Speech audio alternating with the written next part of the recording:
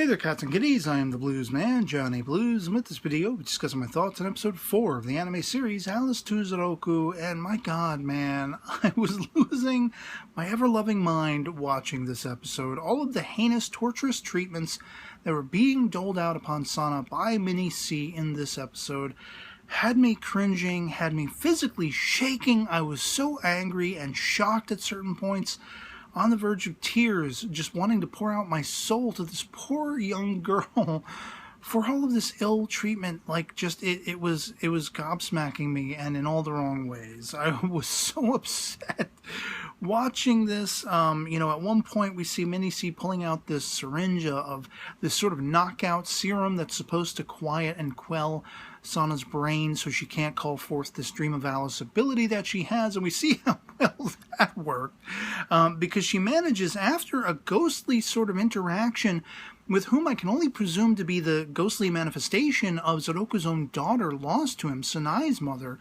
who may or may not, there's some minced words in that whole sequence where you don't exactly know if maybe perchance, Sana, whatever that personification is that Sana was before becoming humanoid, we find out she's something quite less than human. Maybe it was this woman, this young lady who was the daughter of Zouroku, that was kind of the template for whatever this consciousness was in taking human form and becoming humanoid. Maybe it was based on Zouroku's own daughter, and it begs the question, because during this sequence where we have the flashback with Mini C explaining to Sana what exactly she is, that she is not human in origin, it looks almost like they're showing a glowing tree or something like that. And for a fellow florist like her father before her, whatever the name of this young lady was, again, presuming she is, I don't think there's any other presumption you can make that she is Zouroku's daughter. Like the fact that she was working with flowers and she is a florist, she was part of that trade. Well, maybe she found some sort of special seeds or something like that and was taking care of a plant that took on awareness of its own and would eventually form into this Dream of Alice incarnate that is Sana. Remains to be seen, but of course right after that, it's sort of compelled to by this daughterly visage of Zouroku, does Sana use her Dream of Alice ability to actually summon him into the vehicle right there beside her, and all manner of drama and heinous acts ensues, but also a lot of very sort of revelatory dialogue between both Zouroku and Mini C, explaining what she is, explaining and very much answering to some of my speculations that there might in fact be multiple organizations in the world studying this. She speaks of the Japanese and American governments working with this research facility that Sana escaped from to understand this ability. This is something they speculate humanity may eventually evolve toward naturally, a la the mutants in the X-Men comic from Marvel Comics, that kind of, thinking, that line of thinking in any case.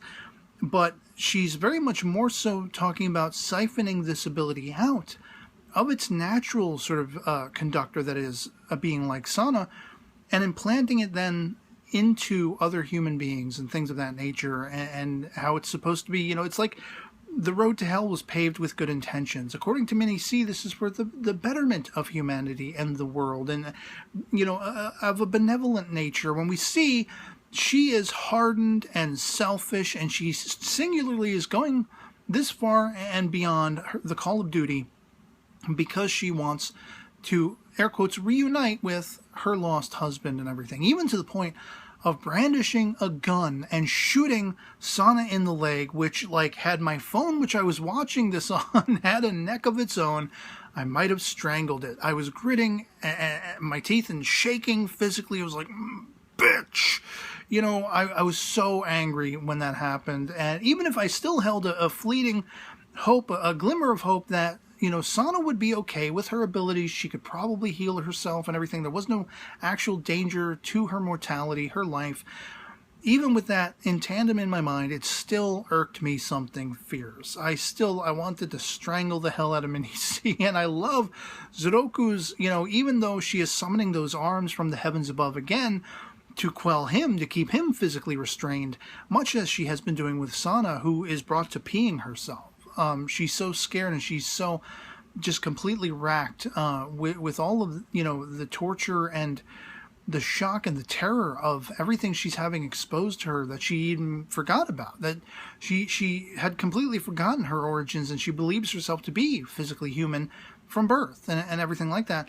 Even Zouroku himself is a strong individual for how old he is. He's still managing to fight back against those restraints and trying to take Minnie C to task. How can you call this young child a monster? Yes, she's impetuous. Yes, she sometimes falls back on her abilities, which wreak havoc, but she's no more irregular than any normal child at that age. Even adults, even young adults, teenagers, we all do these kinds of things. We all make mistakes. As long as there's the hope of learning from them, how is she a monster compared to you, who brandishes a gun for your own selfish, twisted purposes, your own ends, and fires it into the leg of this little child who, so far as you're aware, has exhausted her abilities, has had them quelled, cannot react or repel what you've just done? How are you any less of a monster yourself? And that's exactly what I was thinking. Like, as soon as she pulls out the gun and shoots Sana, it's like, you call her the monster? Are you out of your effing mind? Like, what is wrong with you, lady? I hate her. I despise her. Minnie C is unforgivable. There was some debate about whether or not she was forgivable for the loss of her husband and everything like that. Speaking to her motivations in the comments on my previous episode discussion video, and no, she's not forgivable at all. She's a bitch, and she deserves what she gets. Karma better bite that bitch on the ass. And it actually does kind of happen by the end of the episode, where Ichijo, the female counterpart of the friend of Zouroku's, who he called in to help him with Sana, to take care of her, he's still very much caring and concerned for her. And it's the very thing that Sana needed to hear in that moment when he's like, look, we want you to come back. I and Sanai, we welcome you into our home. This is where you deserve to be. No matter what mistakes you've made, no matter what you think of yourself, this is you in the here and now. This is every effort you've made, and we want you as part of the family. And I kind of like that Sanai even calls him on that. If you're going to make decisions about the family, how about you talk to all of the family? But even if they're in agreement, she's still kind of like, well, don't go making decisions on your own, pops, that kind of thing. But when Sana breaks down in reaction to that, it both broke my heart and yet filled it again with love and compassion, because that's the love and compassion Zouroku was showing for her.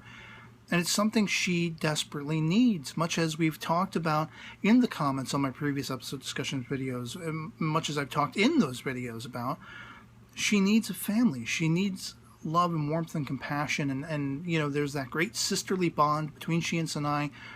Sanai already cherishes that. Sana already cherishes that. But she's almost ready to quit on herself, to give up, and go back to this research facility, believing what many see, all the lies and those heinous, viewpoints that Minnie C has impacted her with, that you're a monster. You don't deserve to be out free roaming in the world. There's only one place for you where you can't cause havoc, where you can't cause problems. The research facility and everything like that. But as I say, Ichijo is there at the end, and she, summons all these whips or whatever it is to tie Minnie C, oppress her in the way she has been oppressing both Zouroku and Sana up to that point. And it was really highly emotional, very frustrating to watch, because you want to be able to reach into the screen and save Sana. And I love the fact that she has such an honorable, heartwarming fellow in Zouroku who cares for her and wants to fight for her and wants to save her life, wants to take her in. Same with Sanai, who could not sit restlessly at home just waiting to hear what happened. She needed to go with Zouroku's friend to follow up on this, even knowing that Ichijo was out there following up and trying to, save them and everything. She needs to see it for herself. She needs to feel that reunification herself with Sana and her grandfather.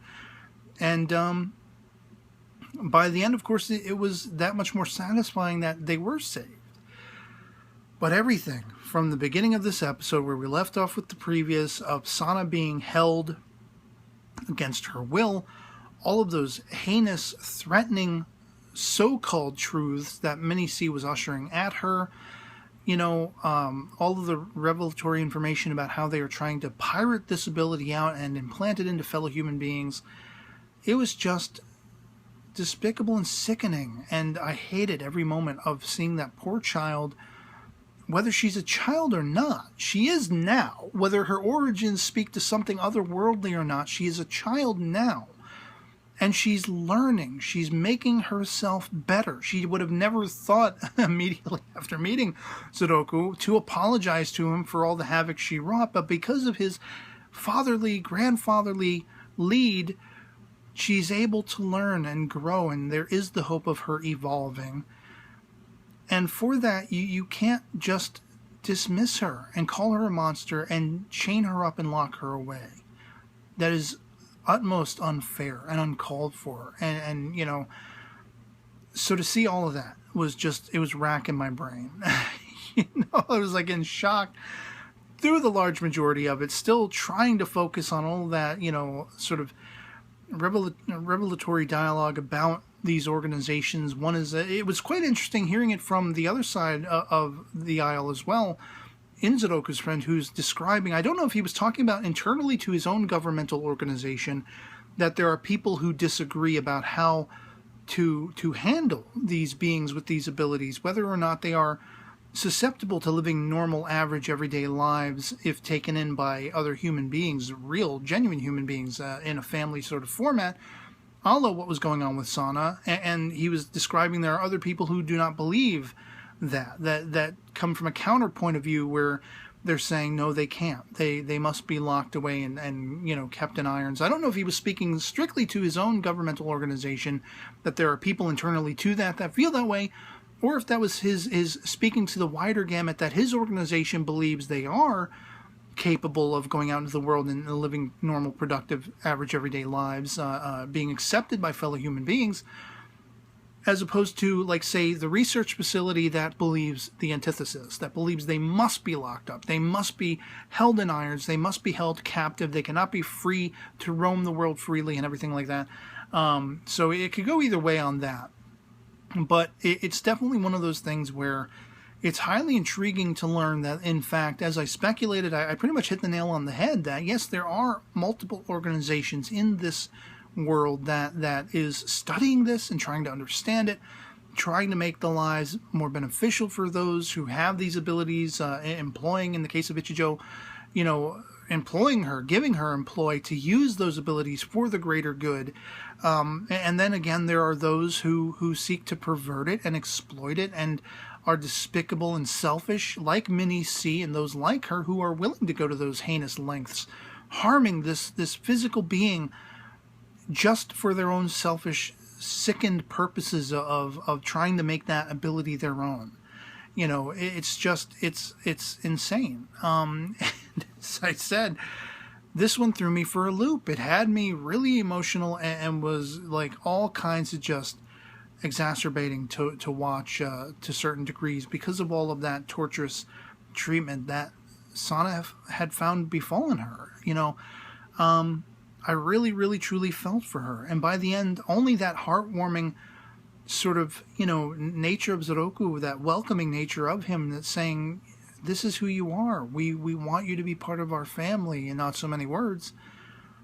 Were it not for that, I might have given up on this series. I might not have even wanted to tune in again because of just how sad and frustrated and angry and hurt. Empathetically, I was hurt seeing what she was going through in this episode. I might have given up on it if we weren't then reminded how honorable and caring and compassionate Zouroku and Sanai and these surrounding characters are, going to these lengths to try to save this poor young girl, whether she was human in origin or not. And so yeah, I mean, what a crazy episode. All told, very emotional, very mentally racking. And I'd love to hear from you guys in the comments below. If you've seen episode 4 of Aris to Zouroku as well, if you had that same kind of reaction, if it wasn't as impactful to you, if you could just sort of watch it passively and not get as emotionally racked and brought into it as I was. Love it or hate it, anything goes in the comments below. Just love having that conversation. And yeah, otherwise that's going to be pretty much it for me on this. Hope this video finds you well. I'll catch you all later. Peace.